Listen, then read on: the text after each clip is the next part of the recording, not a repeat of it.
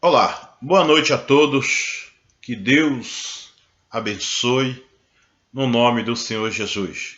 Estou aqui para gravar mais um vídeo. Deixa eu me apresentar para vocês. Eu sou o pastor Isael Moreira da Costa, ex-pastor da Igreja Universal do Reino de Deus, aonde que eu fiquei quase 16 anos como pastor, quase 11 anos na Igreja Universal do Reino de Deus. Eu tenho falado da minha história e tenho relatado nos meus vídeos também história de outras pessoas. Eu estou trazendo aqui hoje um relato de uma obreira que ela viveu no Japão quase 14 anos de obreira no Japão. E ela também está relatando a sua história.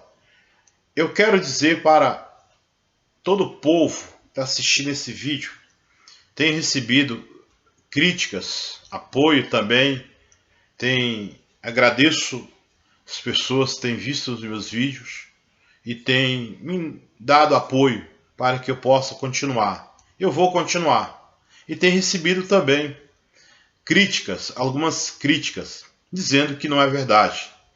Eu tenho falado dos obreiros da Igreja Universal do Reino de Deus. Obreiros que estão uma vida inteira na igreja e a vida a qual não mudou. Mudou para pior. Situação de calamidade, tristeza, de angústia, de amargura. Obreiros enfermos, doentes, obreiros com problema, obreiros que já não estão aguentando mais a carga pesada, não está aguentando mais tamanho sofrimento. E hoje eu recebi o relato também desta obreira, que ela hoje não é mais obreira da Igreja Universal. Ela viveu no Japão 14 anos de obreira e ela também me escreveu o seu relato. Eu gostaria de compartilhar com vocês o relato dessa obreira. Então ela diz assim, Olá, boa noite, pastor Isael. Vi os seus vídeos do seu canal sobre o desabafo do sofrimento de uma ex-obreira. Por incrível que pareça, vi muita semelhança com o que me aconteceu também. Cheguei até ficar com depressão. A única diferença é que levei todos meus familiares para Iurde e eles não concordam comigo. O meu marido, o fato de termos parado de ir para Iurde, estamos indo em outra igreja. Então ela está dizendo aqui que ela levou, a única diferença do testemunho da outra obreira, que eu gravei um vídeo falando o relato da outra obreira, que ela levou toda a sua família para a igreja. Essa obreira evangelizou, levou toda a sua família para a igreja. E ela hoje não está mais na igreja. Devido ao sofrimento, devido à agonia, à dor, ao problema, ela acabou saindo e está frequentando uma outra igreja. E a família dela, que ainda está na igreja, não concorda. É isso que ela está dizendo. Ela diz assim, fiquei, aqui começa o relato dela. Fiquei 20 anos na Iurde. Trabalhei no Japão. Me tornei obreira. Lá, de obreira, fiquei 14 anos. Quando era membro, as coisas até andaram. Mas depois que eu virei obreira e depois casei-me, na adaptação, que ela fala do casamento, tudo tornou um inferno. Mas eu e meu marido nos acertamos. Sempre lutei para ser bom. Para ser bom casamento, que ela quer dizer. Testemunho, para dar um bom testemunho. Sempre fiz todas as fogueiras santas, fora outros propósitos. Ela disse que sempre ela participou das fogueiras santas e também de outros propósitos, né? Ela diz assim: em 2009 vim ao Brasil, comprei um apartamento, mas a crise atingiu o Japão. O meu marido perdeu o emprego. Tive que voltar ao Japão para ver se conseguia ajudar meu marido. Mas chegando lá, estando sem emprego, cheguei ao pastor responsável para pedir uma orientação e oração. E ouvimos o seguinte: vocês vêm na corrente da segunda? Quer dizer, ela foi pedir uma orientação ao pastor, falar o que estava acontecendo com ela. O pastor logo perguntou para ela: vocês vêm na corrente da segunda? Porque a corrente da segunda se diz a corrente dos empresários, da prosperidade, para se enriquecer, para ficar rico, essas coisas. Chama a corrente da prosperidade, dos empresários em algumas igrejas. Diz assim: respondemos, sim. E disse o pastor. Ela diz assim: e disse o pastor, não parece. O que vocês querem é que eu pegue o telefone e arrume um trabalho para vocês? Aí ele fala o nome. E você, fulana, né? E você, amiga, né? Tá o nome aqui, eu não vou falar o nome. Para resguardar aqui o nome dela. Diz assim: por que voltou ao Japão? Seu marido estava tão bem sem você. Olha para você ver. Ela foi pedir um conselho, uma orientação ao pastor. O pastor falou: por que você voltou ao Japão? Quer dizer, estava separada, ela no Brasil, o marido no Japão. Ela vendo o sofrimento dele, ela foi tentar ajudá-la e ela ouviu isso do pastor, né? Diz assim: por que ela foi para o Japão? Seu marido estava tão bem sem ela, sem esposa. Diz assim: ele falou isso pelo fato do meu marido ficar no Japão para trabalhar. Ele ficava na igreja direto para não ficar em casa sozinho. Depois disso, passamos a viver pela nossa própria fé. Mesmo assim, de 2009 para cá, lutamos porque acreditávamos que permanecendo na igreja era permanecer em Cristo. Nesse tempo, passamos a ter fome. Olha para vocês verem a situação. Olha para vocês verem a situação dessa obreira. 14 anos só de obreira, fora o tempo de membro na igreja. Que para a pessoa chegar ao obreiro na Igreja Universal de Deus, tem que ficar um bom período ali de membro. Só de obreira, depois de 14 anos de obreira, veio passar fome. Quando eu falei aqui em outros vídeos que tem obreiro na Igreja Universal, numa situação de calamidade, de fome, passando a ter fome e necessidade, eu fui criticado por algumas pessoas que diziam que não era verdade, que eu estava inventando, estava mentindo. Aqui está o relato de uma obreira. Meu amigo, minha amiga, você que é pastor da Igreja Universal, ou você membro ou obreiro que ainda defende ainda a instituição, e você tem ido nos meus vídeos falar que estou mentindo, aqui a obreira está passando fome. Meu irmão, isso aqui é verdade. Não estou aqui para mentir, não preciso. As provas estão aí, só não vê quem não quer. Se você procurar dentro da Igreja Universal, os obreiros, você vai ver que tem muitos passando necessidade. Mas eu vou falar por que está passando necessidade. Eu vou falar por que a vida dos obreiros está destruída.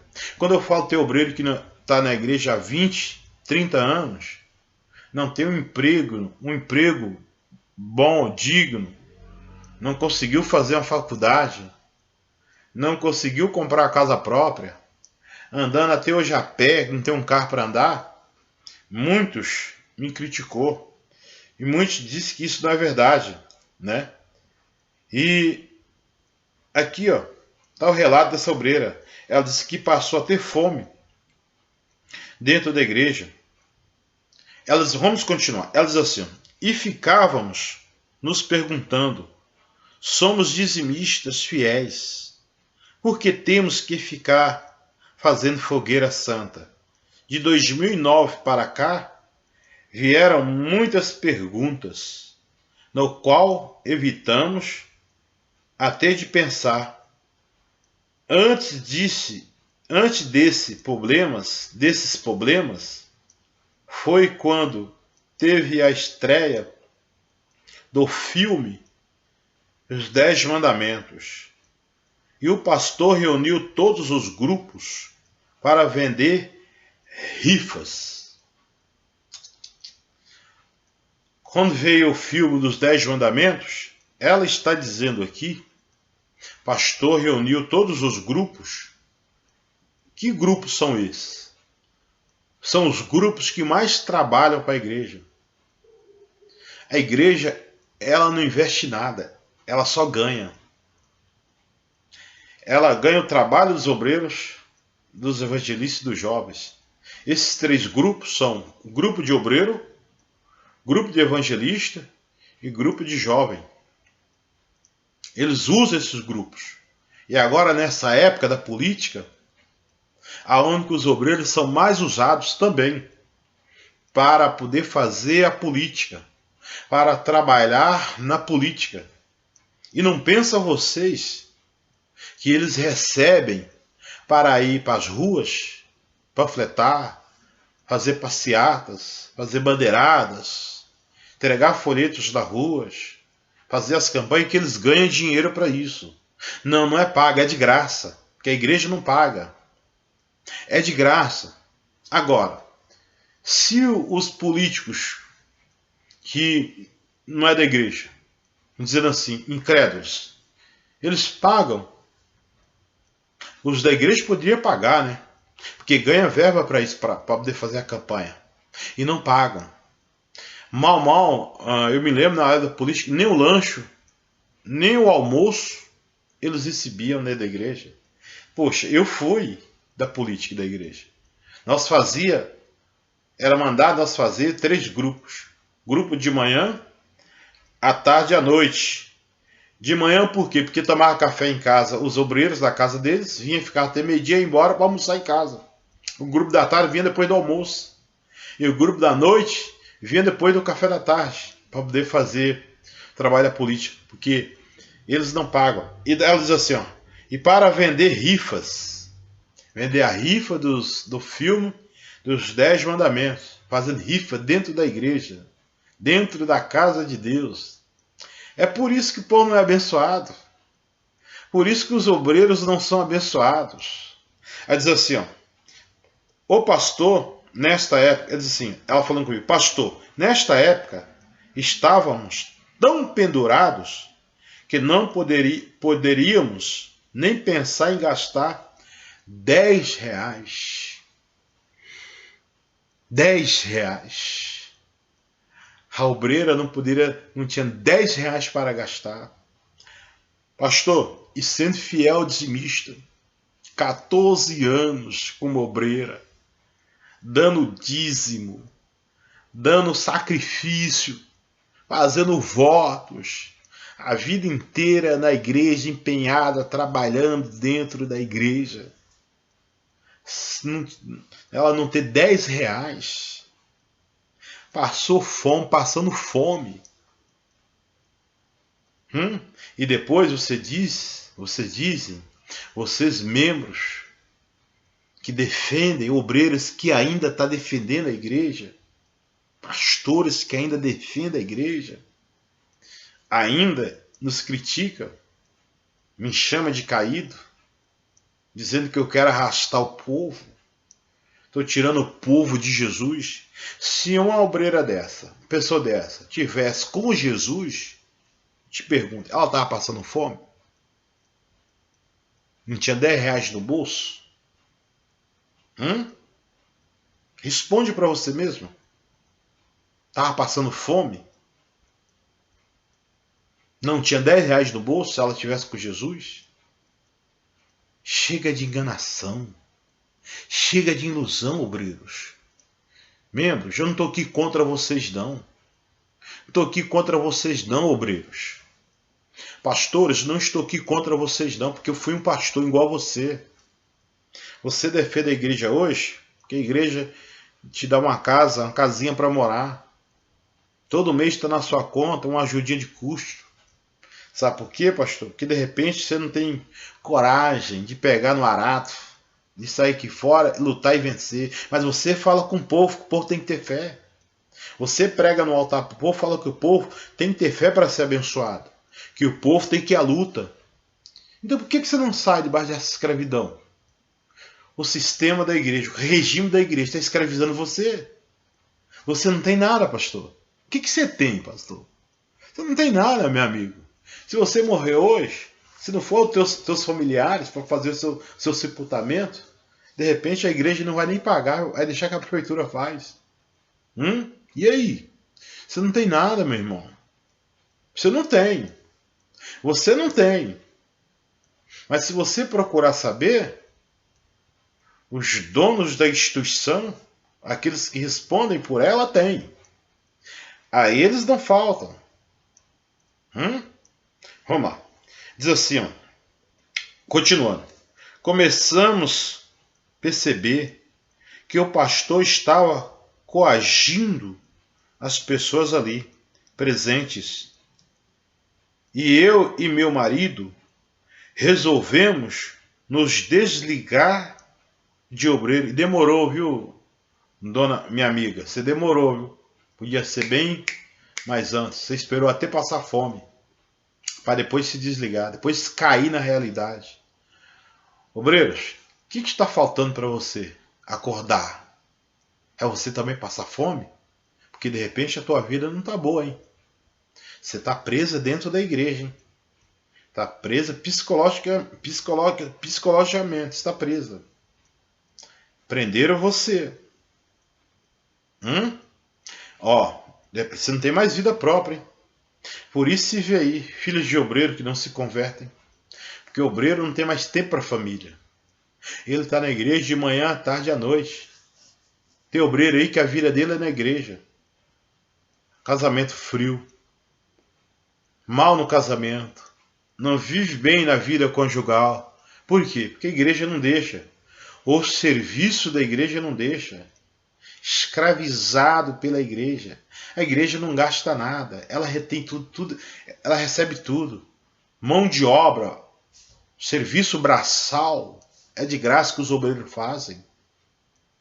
Além de sacrificar, trabalhar lá fora e dar todo, fazer fogueira santa, porque tem muitos que até cobra fogueira santa e até ameaça, se o obreiro não fazer, vai sair de obreiro. É uma pressão psicológica. E vocês, membros, também. Olha para a sua vida. Tudo que você sacrificou. Estranho, né? E tá aí numa situação dessa, acorda. Tô avisando, hein? Acorda enquanto é tempo, hein?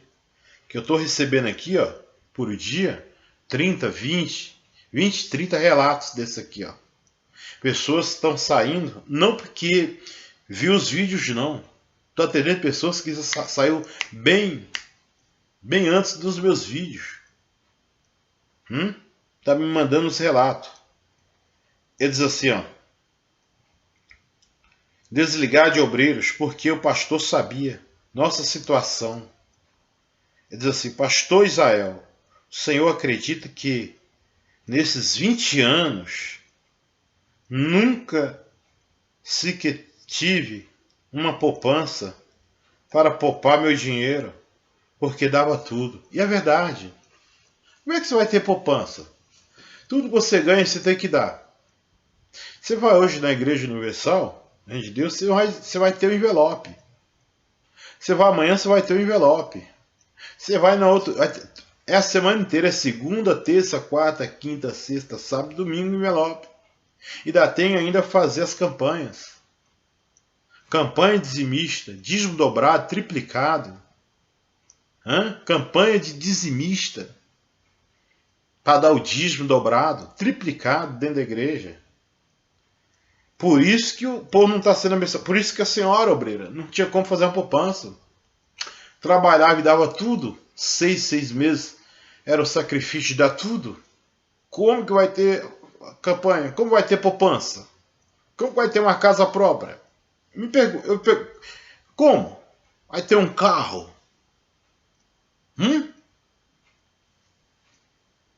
Acorda. Diz assim, ó. Dava tudo. Quando fiquei com depressão e vi o que era ruim, sem dinheiro, a obreira ficou com depressão. Pastor, e depois o caído, é eu que sou caído, né? É eu que estou tirando o povo da igreja, né? Somos nós, nossos vídeos, tá tirando o povo da igreja, né? É porque o povo está saindo, porque o povo não está recebendo. Porque você não está fazendo o que Deus mandou você fazer, ô pastor. Bispo, porque você não está fazendo o que Deus quer. Você está fazendo o que você quer. O que a instituição colocou você aí para fazer. É arrecadar. É tirar. É sugar o povo. Tirando a lã da ovelha. A pele da ovelha. Comendo a carne até chupando os ossos. E essa obreira ficou aqui, ó. Entrou em depressão. Passou fome. Não teve 10 reais. Não conseguiu fazer uma poupança. Ficou em depressão porque ficou sem dinheiro. E sendo obreira. Isso não é justo. Isso não é obra de Deus. Você me desculpa. Isso não é obra de Deus.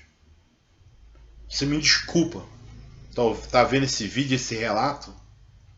Aonde está Deus aqui? Cadê a obra de Deus? Para pedir o povo o dízimo, levar o povo a fazer o sacrifício, você usa a lei de Moisés, né? Sacrificar, dar o dízimo, tá lá, não está escrito na lei. No Novo Testamento não está escrito, não. Jesus não deixou mandamento de dar dízimo, não. Vocês usam a lei de Moisés, mas para pedir. Mas vocês não usam a mesma lei para poder ajudar. Porque na mesma lei de Moisés, onde fala aqui para dar o dízimo, serviria de sustento dos levitas, também o povo necessitado. Agora, só serve para a igreja o dízimo. Mas para ajudar o povo necessitado, não, né? Por que você não ajudar a obreira? Você que é dizimista, ofertante dessa igreja, você está dando a sua oferta, você está com dívida, você acha que está agradando a Deus? Pensa, você acha que você está agradando a Deus? Deus quer que você deixe de pagar a sua conta, sua luz, sua água, comprar o seu mercado, a sua comida, sua roupa para vestir, para dar oferta? Você acha que Deus quer que você venha ficar com depressão como essa obreira ficou? E dá tudo? Isso é obra de Deus? Isso é obra do homem. Está fazendo a obra para o homem. A obra de Deus começa dentro de você. A mudança na tua vida. Tirando a vergonha da tua vida. De repente você é obreiro e você anda de cabeça baixa na rua. Seus vizinhos, todos são incrédulos. E todos têm uma vida melhor do que a sua. De repente você não fala de Jesus para o teu vizinho, obreiro, porque você tem vergonha, você não tem testemunho para dar. Financeiramente você não tem testemunho para dar. E aí? Seu vizinho nem na igreja vai. Não é dizimista, mas tem o melhor carro, mora na melhor casa, não paga aluguel. Muitos não pagam aluguel. Muitos têm um bom trabalho, têm um bom salário, têm uma boa renda. Muitos têm poupança. Seus vizinhos, fim de ano, viajam para a praia. Faz viagem. Faz turnê. E você? Quando foi que você viajou? Pegou toda a sua família? Você não faz. Mas o líder da igreja faz. Você não faz, mas o dono da igreja faz, hein? Olha. E vai só em lugar luxuosos. Você não tira férias. Mas os donos da igreja tiram, hein? Você está comendo mal, né? Mas os donos da igreja estão comendo o bom e do melhor. Verdade. Você está andando a pé. Mas os donos dessas igrejas, não é só uma, são muitas. Que prega o dízimo, que pede o dízimo, pede o voto, pede o sacrifício, pede tudo. Tá dando o melhor carro, hein? Vai aí, ó. Faz uma consulta no nome desses caras para você ver. Vai lá, puxa na Receita Federal. Tá vendo a renda que eles têm. O dinheiro que eles têm. Fortuna que eles têm. Tô falando em R$ 1.000 não. Falando de milhões, tá? Tá na conta deles lá sobrando. E você, obreiro, membro, tá aí, ó. Passando fome. Comendo mal. Dormindo mal. Dormindo com os pernilongos. Morando nas comunidades. E às vezes até morando de favor, para não parecer o que nem da igreja é, que é incrédulo. Enquanto vocês tá nessa situação e dando tudo o seu dinheirinho dentro da igreja, para a instituição, enriquecendo e ajudando a esses homens se perder cada vez mais, se corromper cada vez mais, você está contribuindo, hein, para a corrupção desses homens, para enriquecer esses homens. Cuidado, hein? Cuidado que a palavra de Deus é séria. Ela diz assim, ó. Graças a Deus, tenho um marido, um homem de Deus, e muito amigo, e pude suportar essa situação. Estava só de membro. Foi nesse último jejum de Daniel que acabei achando os vídeos do Natan. E foi aí que decidimos procurar outra igreja. Que Deus proteja o Senhor, o Natan e outros guerreiros que estão sendo usados por Deus como atalaias. Desde então, minha própria mãe, irmã e tia, que foram para a igreja devido ao meu testemunho, agora fica tentando nos resgatar para a IURD. O que vemos de tudo e permanecer em Cristo.